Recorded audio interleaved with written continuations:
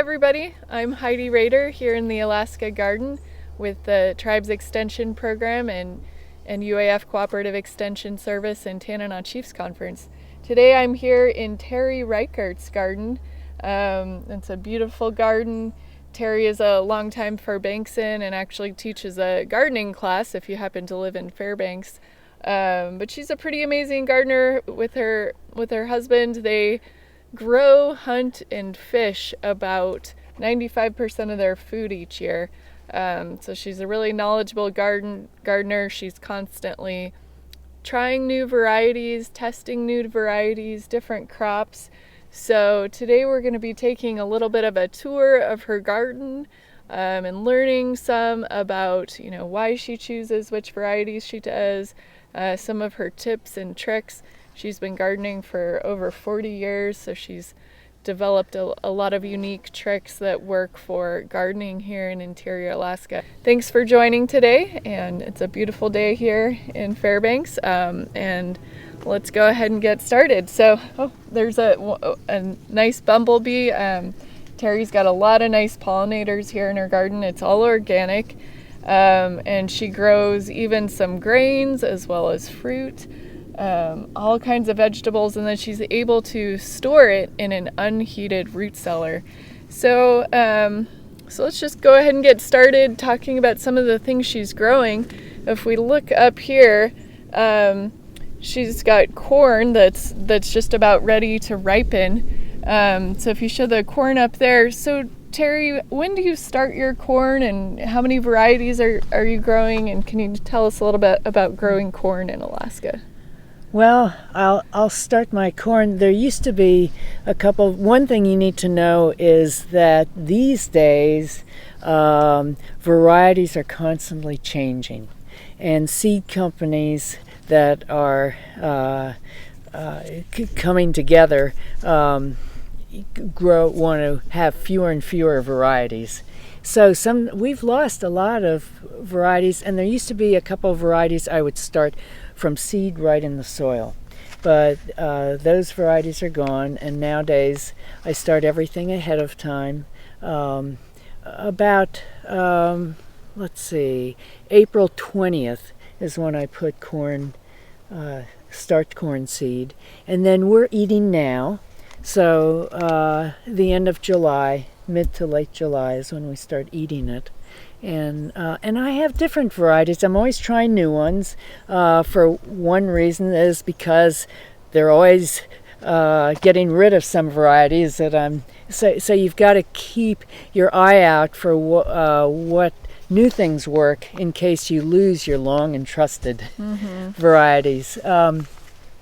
If you can find some non-hybrid varieties, oftentimes open pollinated varieties will hang around longer with some seed companies. I have about 3 varieties up there that I really like and grow a fair amount of, and then I've got maybe 4 or 5 experiments.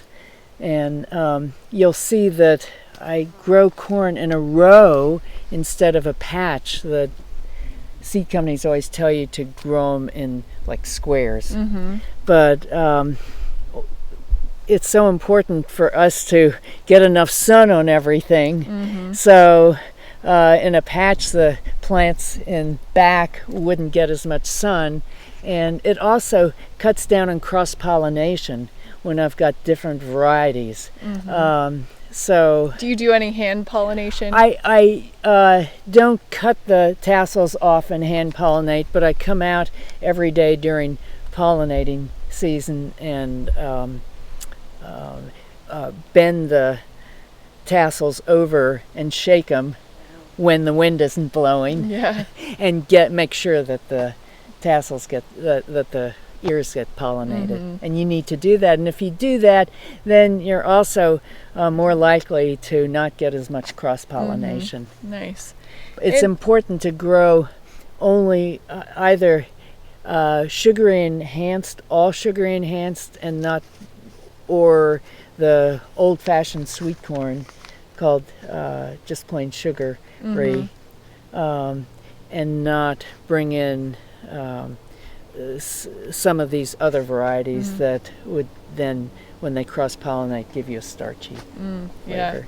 Yeah. Good to know. So another thing, I imagine with your corn, you're using something to warm up the soil, like this plastic here. Yes. you have on your tomatoes. Yeah, that's really important. And so if you can see in Terry's garden, her motto is to make her life easier and grow more with less time, right? Yes. And so one thing she does in all of her rows is she's using a weed blocking fabric here. And I think you probably use this fabric year after year. It's pretty durable. It's like a roadblock type fabric. Well, and that's exactly where we got it. Yeah, Typar. People have given me some, and then when our neighbor did a parking lot, we had a great big extra roll, and boy, I've used it, and I love it. Yeah, it lasts forever. So if you want to make your life easier, in all of her rows, she's got this Typar landscape fabric to keep the weeds down, and she uses it year after year. She's also got clear plastic here for her tomatoes and then for the corn, and what that does is it warms up the soil, but it doesn't really block the weeds, so it looks like you have a double layer of clear plastic, and then it covers the only reason I have a double layer is because I use scraps. And because it happened to overlap. Short pieces and cracks and everything. So you've got kind of a mixture. I had to put 2 layers. Yeah. Have you ever tried something called infrared transmitting plastic? And it does work to block the weeds as well as warm the soil, but it does not warm the soil as much as the clear plastic. And so, and it's expensive. And it doesn't last year after year like your weed block fabric. There is a little that I've got in the back, so you can see I've got a terrace there. And just in the very back of it, I've stapled down some of that weed blocker plastic, and I just keep it there year after year, and I lift it up when I prepare the soil in the spring. And because it's hard to get back there once I lay the plastic to weed. Right.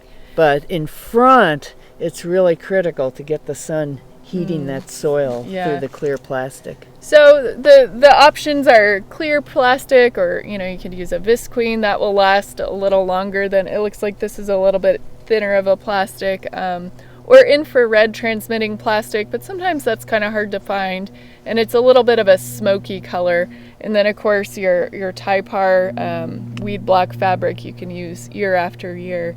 So that's very nice that it's so sturdy. But you just have to be sure not to use that for warm weather crops. Yeah. Because it'll keep the soil a little cooler. Yeah, good to know. And so let's talk a little bit about, you've got some beautiful onions up here, and you've got some netting over them surrounding some wire hoops. So why do you use that netting? We have root maggots in the interior.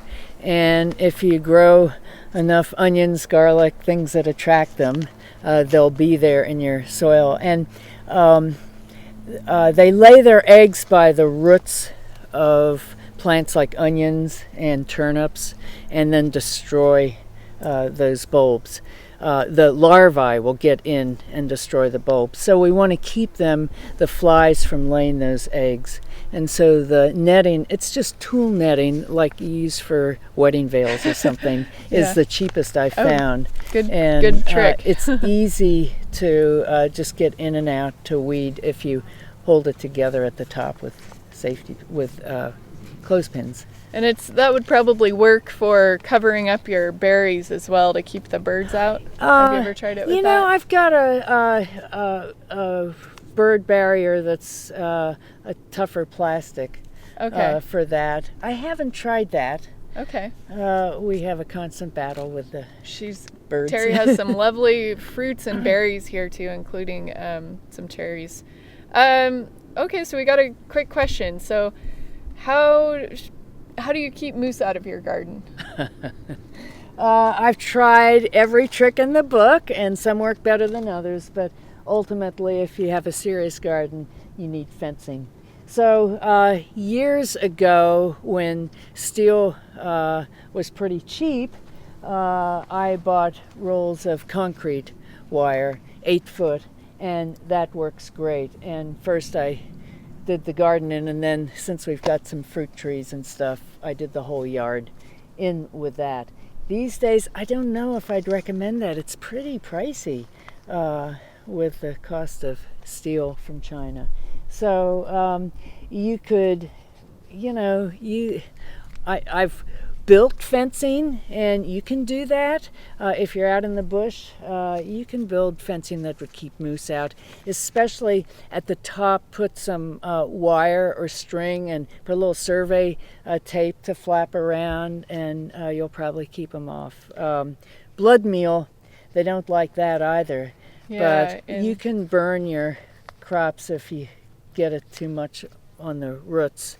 And there's something called plant skid too. It's basically bovine blood as well, but it lasts longer in the rain. So blood meal, every time it rains, you're supposed to reapply it. And of course, it's an organic fertilizer, so that's expensive. Not always a bad thing. But if it's windy, it'll blow in your face. I used to spread blood meal in Anne's greenhouse crops up and down her rows because she didn't have a fence. Mm-hmm. An 8-foot high fence is the surest bet for keeping out moose. I had in my last garden, I used spruce poles. We took off the bark and used those for the main posts, and then also used T-posts. This is an example of a T-post here. And then I had 2 strands of solar-powered electric fencing at the top. So electric fencing, you do have to be careful with kids and dogs and things, and even yourself. But that's pretty cheap, so that can be a good way to go. You also have to think about the winter. So when it snows, moose will like to come in and eat your compost or leftover cabbage, so they can still do some damage to your fencing in the winter too. So that's something to consider as well. But yeah, moose are a problem. I've found they love anything in the Brassicaceae broccoli family the most. So you can do a little bit with maybe avoiding their favorite things like cabbage or broccoli if you don't have a fenced garden, and think about growing things like baby salad greens or herbs or squash that they may not like as much is another option. So they learn to like more and more things too. I found they learned to like carrots, and they eat the carrot tops, and in the process pull up the carrots and walk all over them. So they're a nuisance. They're definitely a big consideration in Alaska. So let's talk a little bit more about onions. Terry has a great variety that stores really well. She just showed us an onion that she grew last year that she stored in her root cellar, and it's perfectly good still. So pretty amazing. She's got a few to show you here.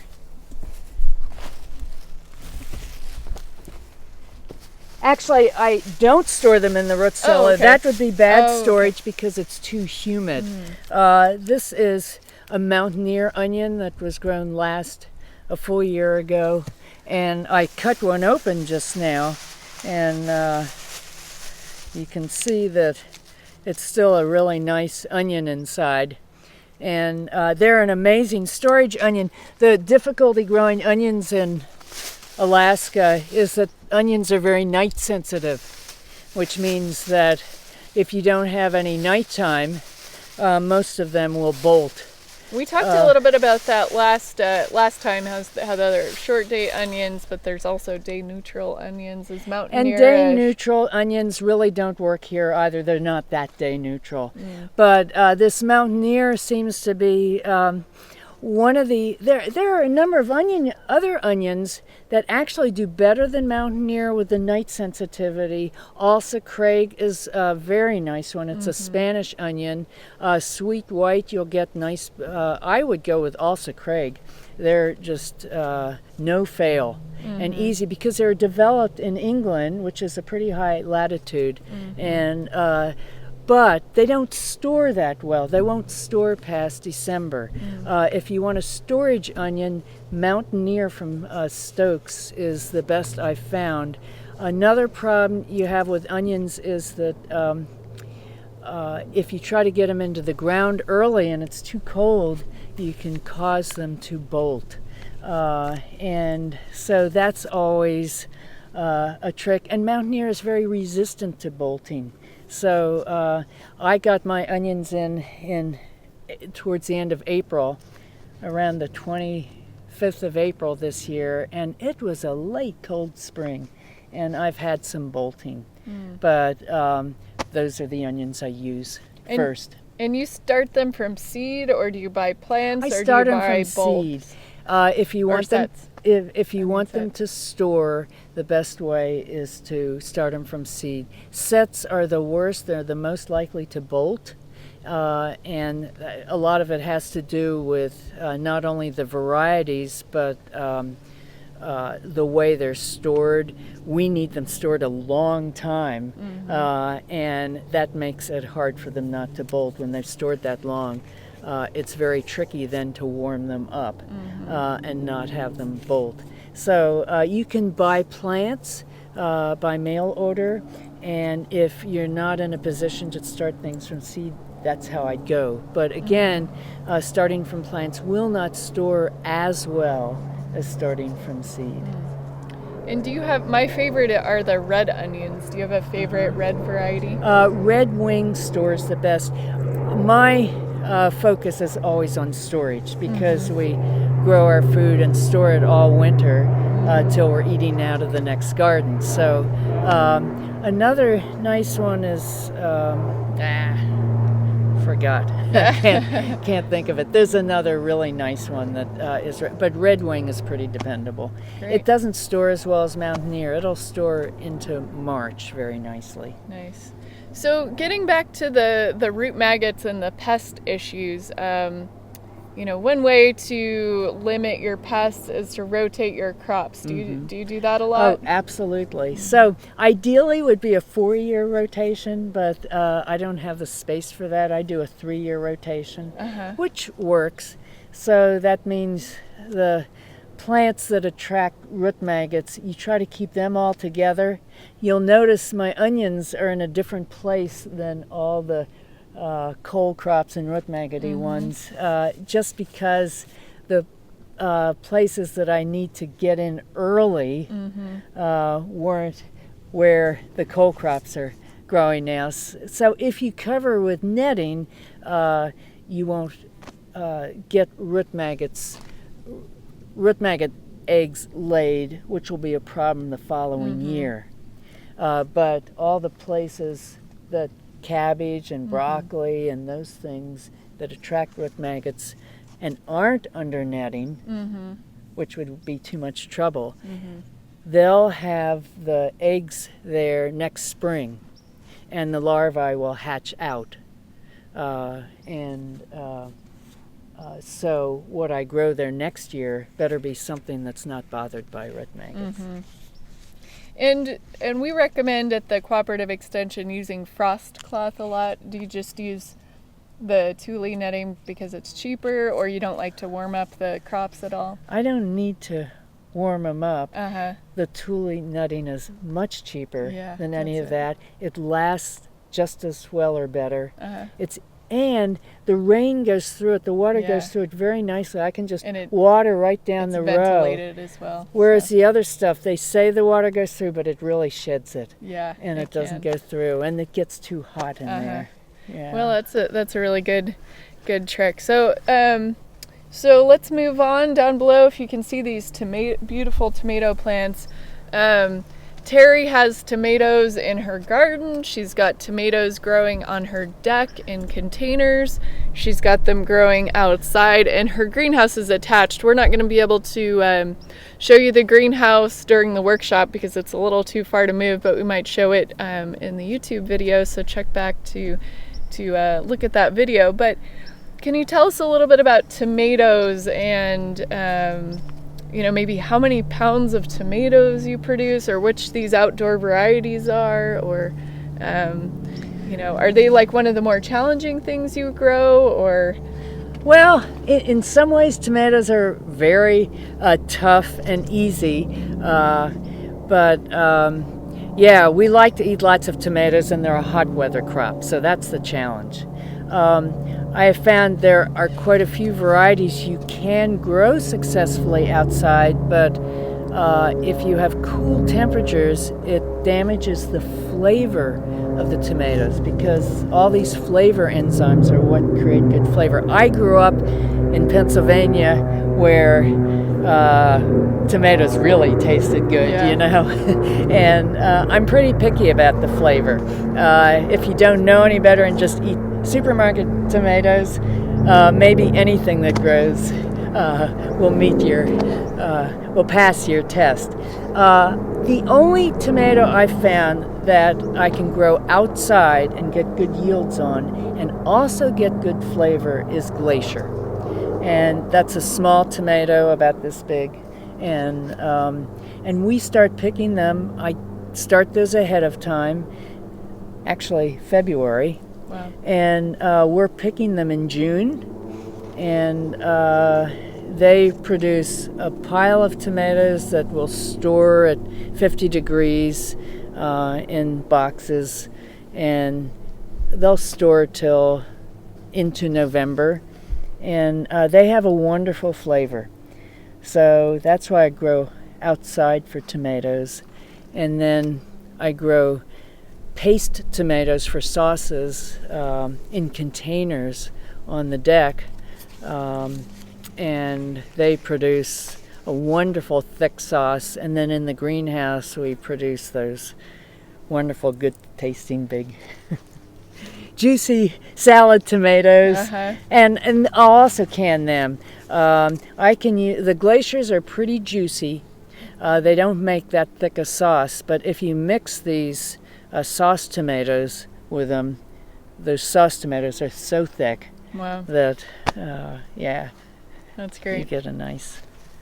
So yeah, that's a good tomato variety to file away in your mind. Glacier tomato, especially if you don't have a greenhouse, because tomatoes are usually grown in a greenhouse here in Alaska, as are cucumbers. But here, Terry is growing some nice cucumbers as well.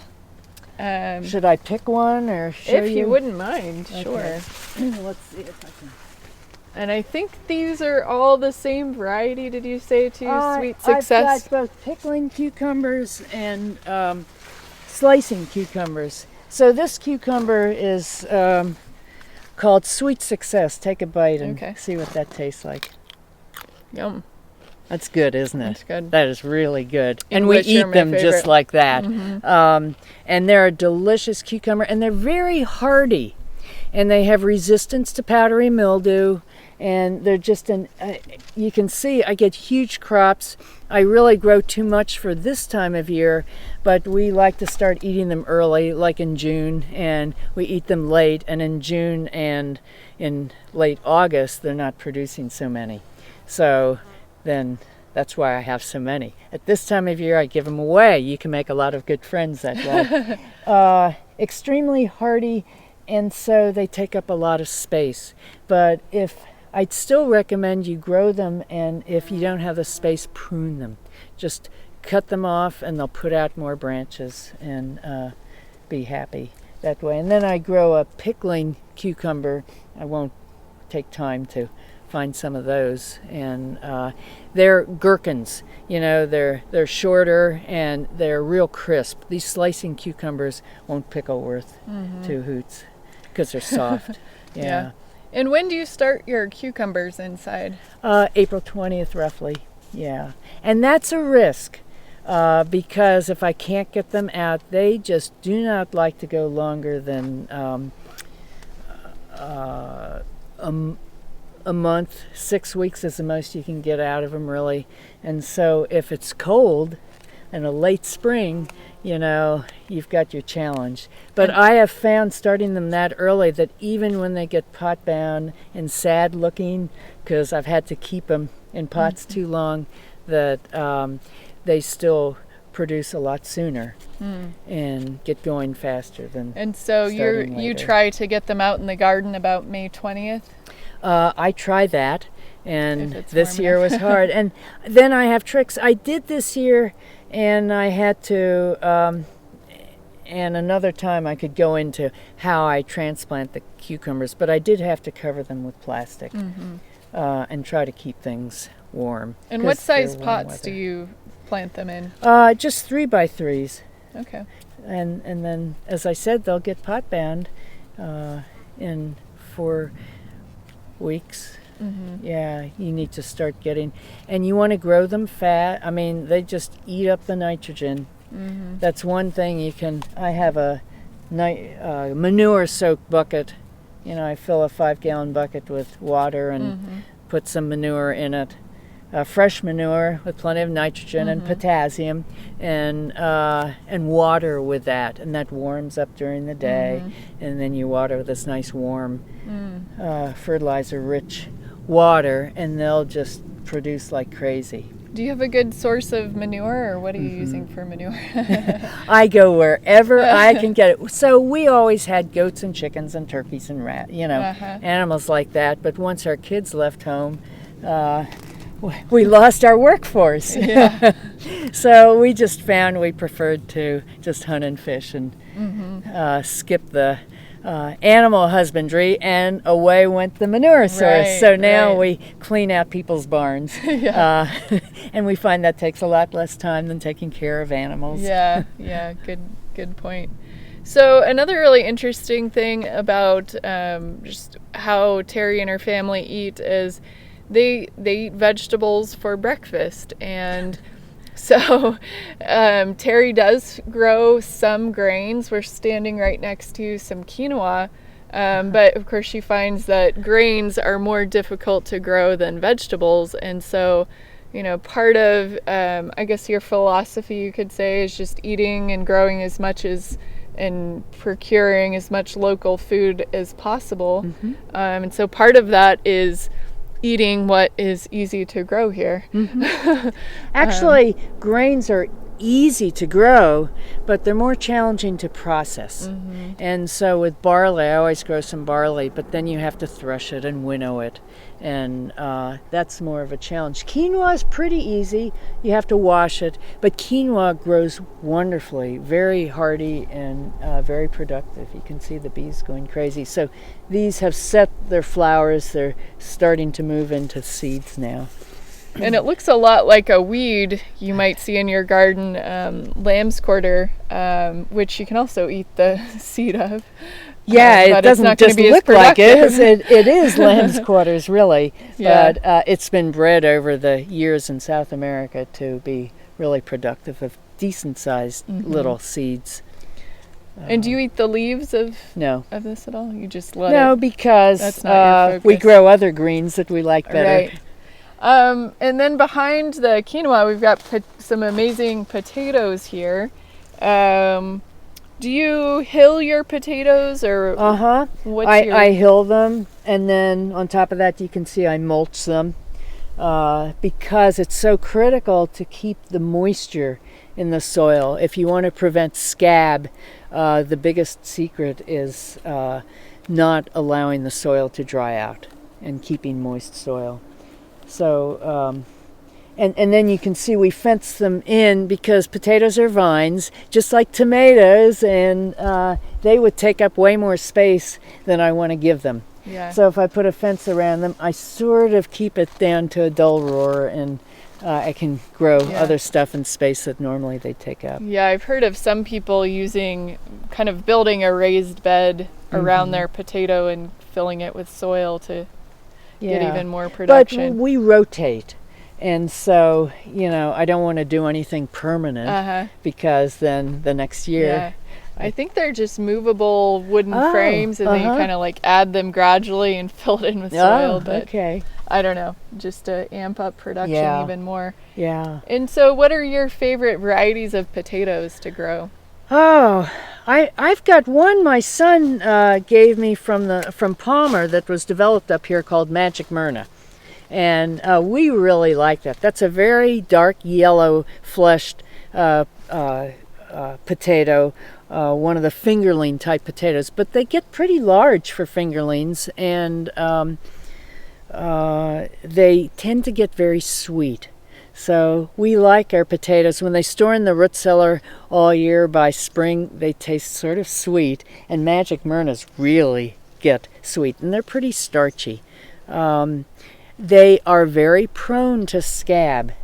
So normally I grow potatoes that are resistant to scab, and so Magic Myrna, you really have to be careful that they don't dry out. And then there's some other varieties. Corolla is one. Corolla was developed in Maine, and you can't go wrong with that. It's a yellow-fleshed potato. It's fairly waxy. I think it tastes just like Butterball. And it's just an excellent potato, but very productive, very early, scab resistant. It's just everything you would want in a potato for up here. Nice. Yeah. And I grow some other varieties, but Corolla is one you can't go wrong with. Yeah, that's great. So let's see. Behind us, it's a little bit difficult to see, but she's got some really nice beets and carrots that are nicely mulched and pretty massive. Okay. Yeah. And when do you start those outside? I try to get all my seeding done May 20th. So carrots go in the ground May 20th. And those are all direct seeded. So direct seeded, yeah. A little bit easier there. That's nice because you don't have to. One thing, you don't have to start inside. Right. Yeah. As our potatoes. But it looks like we had a quick question. What are some of the other varieties that you grow in addition to Magic Myrna of potatoes? Of potatoes. Well, one called Nicola we like because it's a red-skinned, yellow-fleshed potato. Oh, let's see. Nicola, I think that's a... Let me take a look here. I have to keep a map of my garden and remind myself. It's a lot to remember, but that brings up another good question in addition to which varieties are you growing. Do you have any tips or tricks for records or just some suggestions on why or how to keep good gardening records? You think you'd remember everything, but I don't. And so, yes, I write everything down. I make a little map on the computer, simple, of what all I've planted in the different varieties. I keep a journal going of dates that I do anything, and then I can compare year to year and come up with then what dates work for me. Because, every garden has a different environment. And especially out in the villages, each village has a little different weather pattern than the others. So you really need to develop your own system of when you can get away with planting things and what varieties work for you. Yeah, and we talked about that a little bit last week about how we've got different varieties that we're testing at the Georgeson Botanical Garden here in Fairbanks. Which is great for Fairbanks gardeners, but it even varies within Fairbanks what you can grow where. But that's kind of the idea behind the Grow and Tell app too, is that folks can rate different varieties where they live and share how much they harvested, and then you've got a better map of what grows where basically. But keeping your own gardening records, and you can do that with the app too, but just really helps develop your own system of what works best in your varieties. Because you will not remember what varieties did best. Yeah. And if you don't write it down 10 years later, you'll be trying the same varieties that failed 10 years ago, and they're going to fail again. Yeah. So you've got to write that stuff down. Yeah. So anyways, back to potatoes. If you Nicola is I grow Nicola because to me it's the best tasting potato. It tastes a little bit nutty. It is a white flesh potato. And then I grow one called let's see here. Romance is another one I grow, and that's the red fleshed. yellow-fleshed red-skinned potato. Very pretty, very productive. I pick my potato varieties based on scab resistance and productivity and what they look like. I don't grow the purple varieties. They're not as productive as the others, and they're really prone to scab. And I just don't like to encourage that in the garden. Yeah, you really have to be careful with potato diseases. The thing a lot of people don't realize is that they used to always teach you that you should grow potatoes in very acidic soil. We still teach that. Okay. Well, that's really, I'll argue with that. Okay. Because potatoes, you can see how much greenery they put out, and they need the same kind of nutrition that other plants need. And if you grow in this acidic soil, they're not going to be able to access the nutrients they need. You're going to get smaller yields, and it's also very difficult to rotate. And rotating is so important for scab and other pests. So if you understand what causes scab is a Streptomyces scabies is what it is, and it grows. It likes a dry environment, and the way to get rid of scab is to outcompete it, to have other bacteria come in that will move it away and take over. And so other bacteria will grow in moist soil and push the scab out of the way. And also, if you do have a problem, you can do a molasses soak. You can soak some molasses. Actually, I just add sugar to it too, a little blackstrap molasses, which is expensive. And then I up the sugar in it and pour that over the roots. And the other bacteria will go crazy, and they'll wipe out any scabies. And that'll last for maybe a week or so, and then slowly the Streptomyces scabies will grow back, and you do it again 2 weeks later. So you're just checking your potatoes for the scab? Well, and if no, you have it? I don't dig them up and check them. So you just do it as a preventative measure? If this fall when I harvest, if I would happen to start seeing scab develop, because the first year you have it, it's not very bad, you don't mind, and then it gets worse and worse. So if I have some this fall, then I know next spring I'm going to do some molasses soaks and really watch the watering. So I used to think, you grow potatoes on the land, you don't need much, and you don't worry about them, you don't water them or anything like that, and that's a recipe for scab. Okay, so Cornell University has done a lot of research on potatoes, and they have found that potatoes need the same kind of soil that your other vegetables need, and that just do other things to prevent scab. That's really interesting, and that brings up another question. When you have a question about something, what are your go-to resources to find answers? Well, the internet is great, and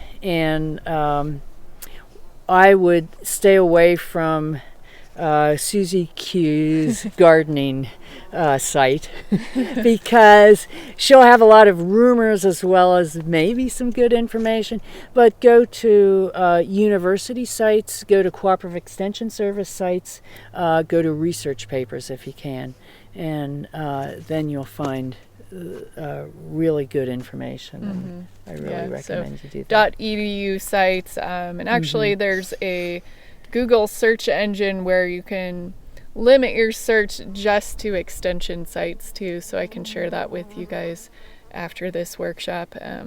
It's a nice easy link. I think it's just search.extension.org, so that's pretty handy because there's over 1,000 different Cooperative Extension Service websites, so you can just limit your search just to those ones. And some universities have a specialist just on potatoes or just on broccoli, whereas in Alaska there's just a few of us, so we're more of generalists and we don't specialize in particular crops.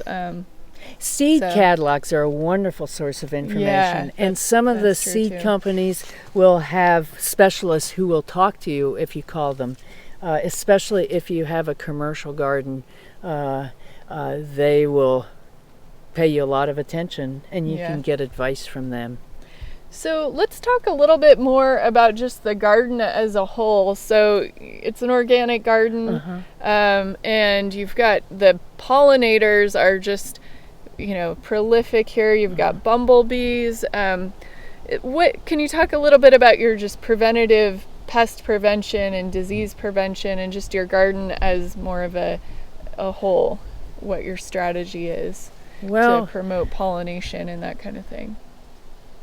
So pest prevention means you need to know your pests and understand their life cycle, so that you know how to work with them.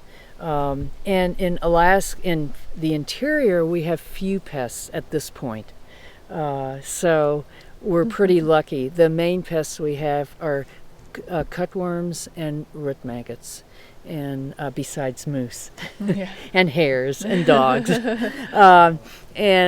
So understanding their life cycle is important. I don't know that you want me to go just that. I guess about the whole, how do you promote all of these beneficial insects in your garden, or do you have any for strategies bees, for that? it's nice to understand their life cycle. We have lots of bumblebees. When they come out, they have to go all winter without much food, just a little bit of honey that they store for themselves. So when they come out, they need to find blossoms, and willows are the earliest thing that will come up and provide them with pollen and nectar. And then we grow honeyberries, and they're one of the next things. They're very early. We're picking those delicious honeyberries. I don't see any right now. I think we're all done with them. In June. They're like blueberries. And then we've got other flowering shrubs and trees like ornamental crabs are wonderful, and other things. I let a lot of flowers turn into weeds. You can see these violas, they seed themselves every year, and they're a nuisance of a weed, but they're sort of pretty, and things like that the bees like. And then your garden itself, herbs. I grow a lot of herbs, and they produce lots of flowers for the bees. The raspberries, they go crazy with the raspberries. These pollinators and beneficial insects. So generally what you have, there's plenty around during the summer to attract them. Early in the season is when it's nice to give them a helping hand and keep some of those willows around, those early flowering willows. Willows, they're different varieties, flower at different times of year. Yeah. Well, cool. Well, I think we're getting close to the end of this session, but I want to show you some of her fruit that she's growing, as well as some beautiful pole beans and peas. So we're just going to take a second to walk down there.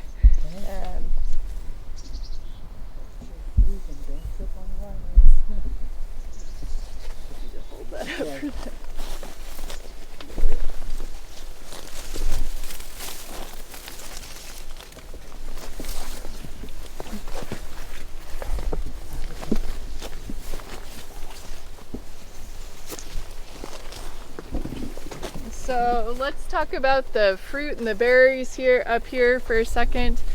She's got two different kinds of small cherries up here. So that's up behind you there. Up, you got to swivel around behind you. Oh, you got to turn around.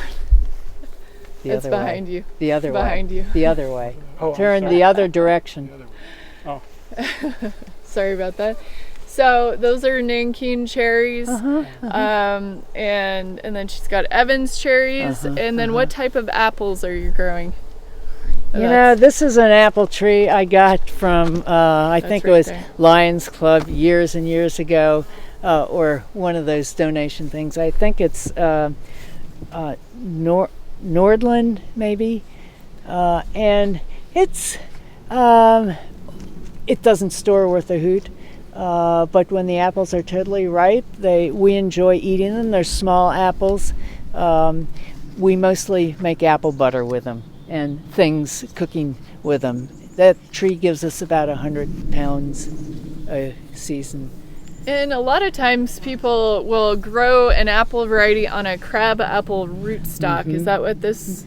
I don't know here? what, since others, there are a couple of rootstocks. Dolgo, I think, or whatever it's called, is a really good one. It's probably Claire Lammers was the expert, developed most of the fruiting trees and shrubs around here. And I had him come to one of my classes once and wrote all that stuff down. But I don't specialize in fruit. But it's, and then the cherry variety she's growing, it's pretty small, but it's delicious. I can say that from experience.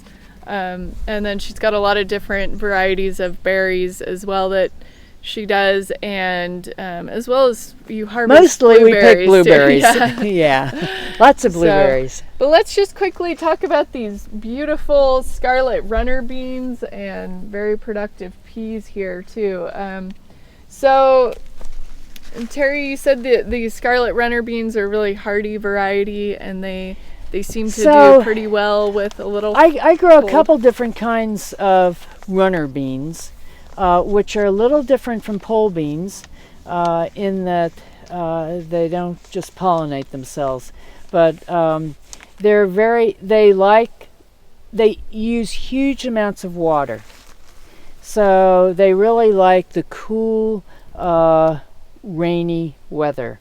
And when we get so much of that in August and September, that keeps us in beans at that later time of year. Whereas my bush beans get that powdery mildew in that weather. I also grow other pole beans. Fortex is one you cannot go wrong with, Fortex. And that grows a wonderful, long, tender, round bean that is a regular pole bean and is extremely productive. And there's some other varieties I grow. I'm always trying different things. That's great. Yeah. And then what about your peas here?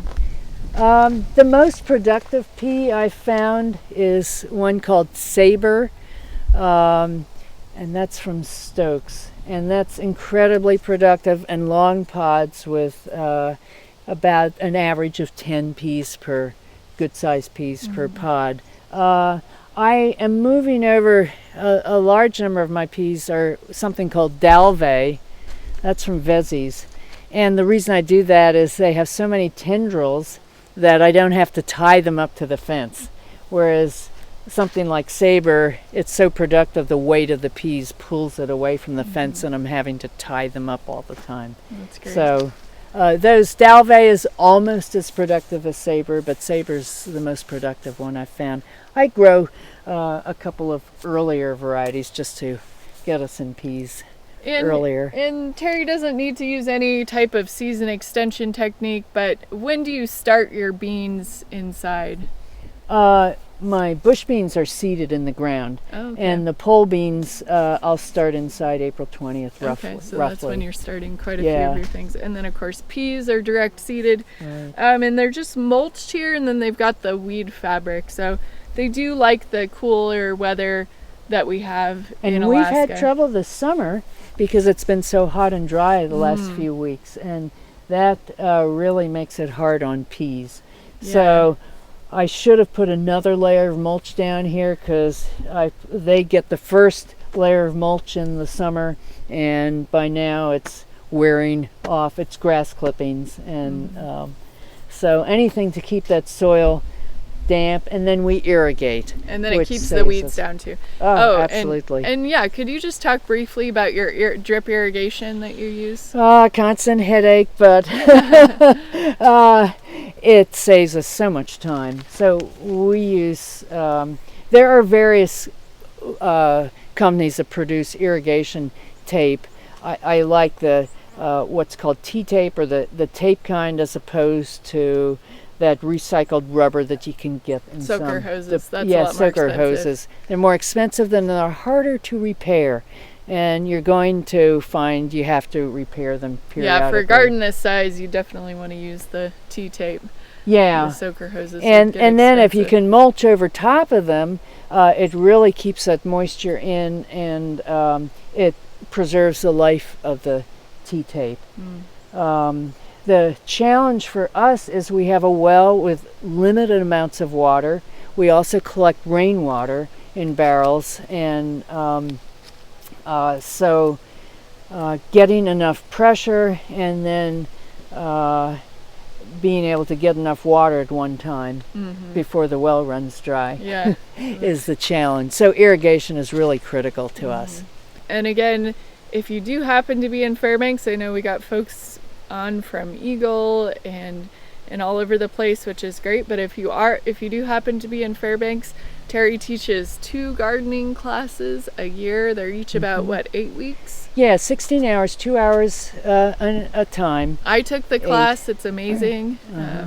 And so Terry has a lot more knowledge to share than she can in just 1 hour. Yeah.